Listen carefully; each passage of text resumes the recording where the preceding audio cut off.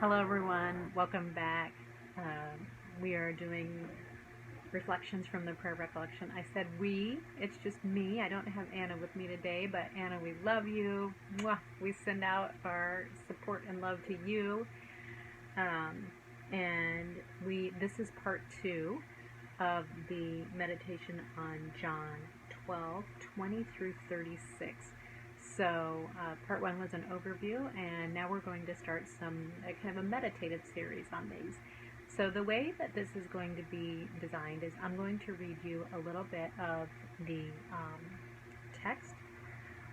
We're actually just going to be looking at 12:23 through 26 is what we're going to be looking at here.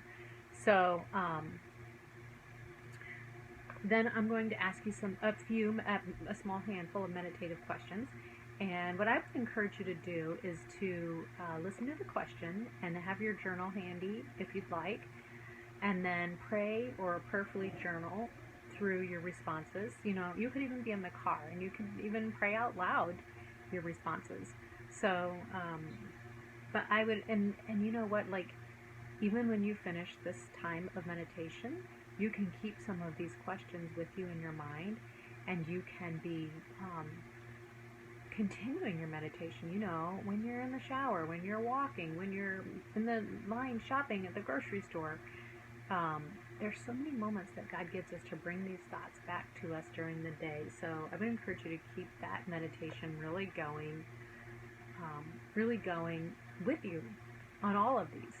So let's go ahead and dive into the first one. Jesus replied, "Now the time has come for the Son of Man to enter into his glory.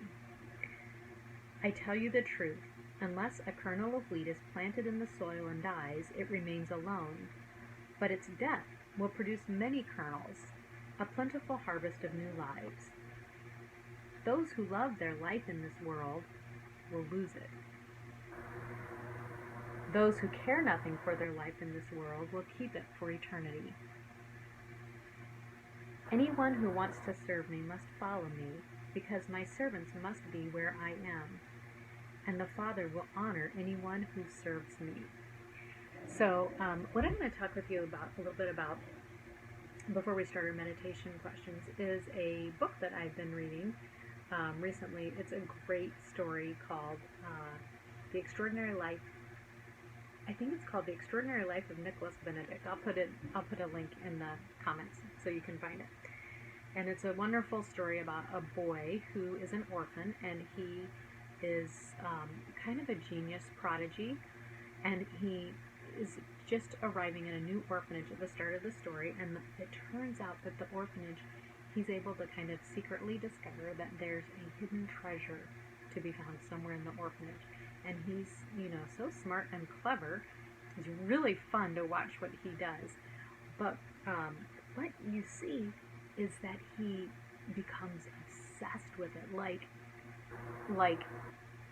all day, all night. It's all he thinks about. And whenever he has a moment where he's not doing his duties, they have a lot of work duties, he's thinking in large part mainly about trying to find this treasure. He's so excited for it. And it really put me into the thought of thinking about, the Bible talks about finding God, and how the relationship we have with God is like a treasure, and how we, there are parables like about selling everything to find the treasure, and seeking for the lost treasure. And so it kind of got me thinking about that. And specifically, it says, "And the Father will honor anyone who serves me." So this is kind of interesting to me. I think that, in the past, I might have kind of shied away a little bit from the thought of God honoring us, because I've always thought, well, we're supposed to be humble, and I don't really know what that means for God to honor me, and I feel weird thinking that God should honor me.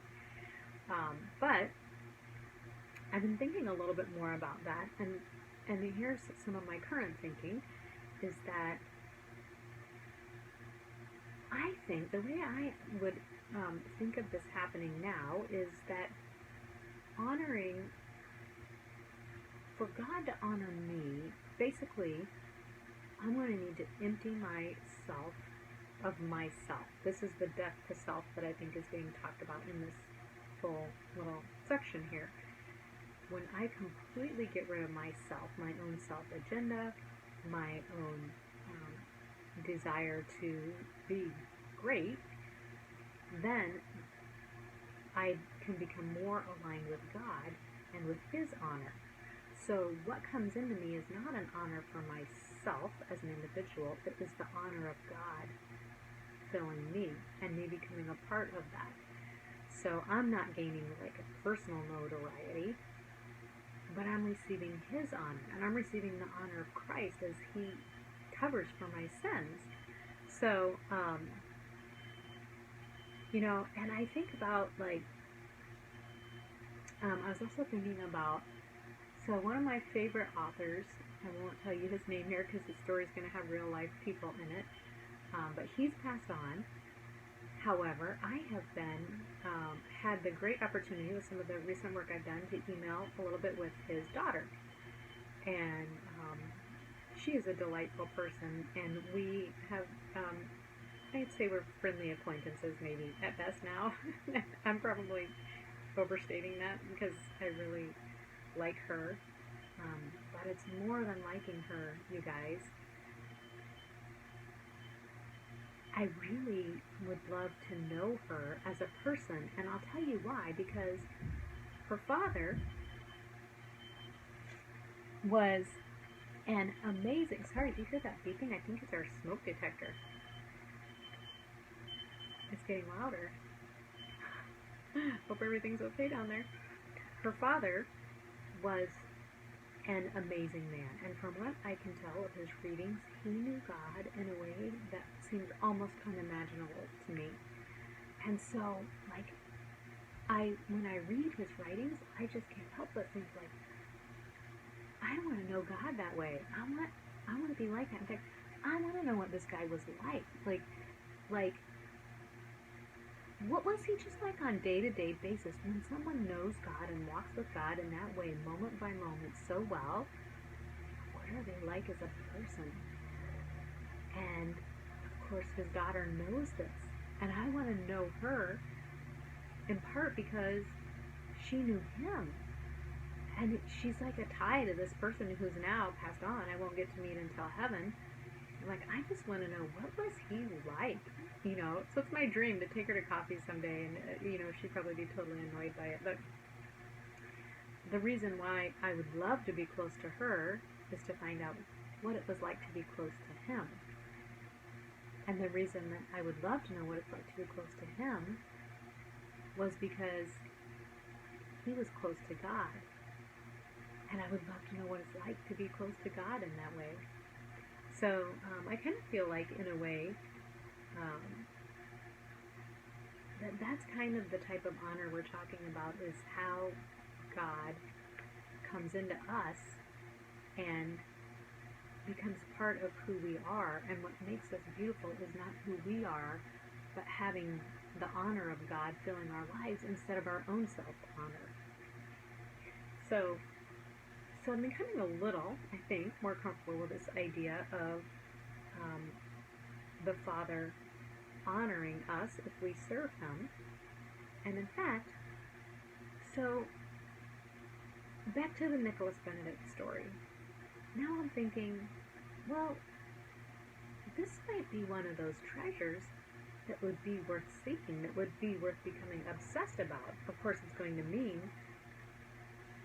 giving up our hold of our life in this world and serving and following Jesus through death, all the way through death to self-denial.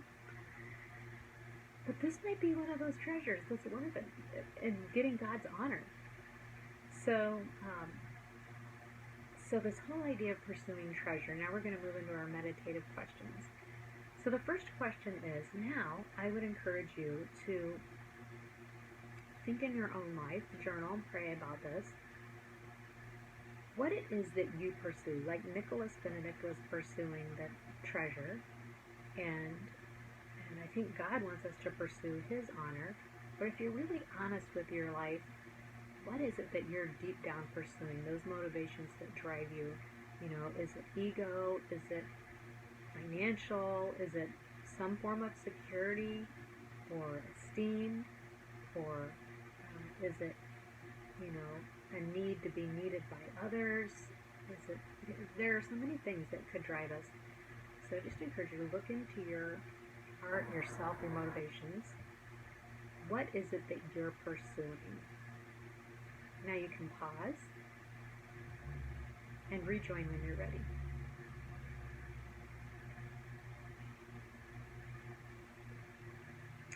Welcome back, and we're going to jump into our second meditation question.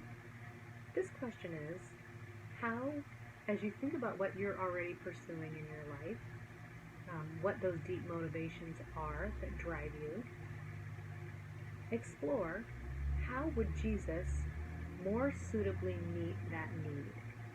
So, if your need that you're pursuing is ego and you want people to think well of you, be impressed with you, and you feel like you get your significance from what other people think of you, how would Jesus, the love of Jesus, meet your need more suitably than your need to get significance? If you got your significance from the love of Jesus, how would that meet your need for significance more suitably than the pursuit that you currently have? So go ahead and pause and rejoin when you're ready.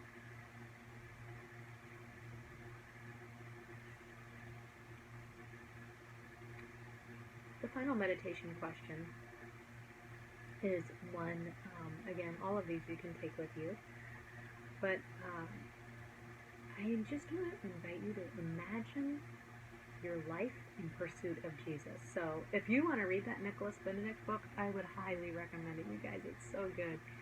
And as you do, imagine, but you don't have to. There are great treasure stories all over the place in the Bible and everywhere. There's just tons of good stories of people seeking after treasure, hidden treasure, any treasure.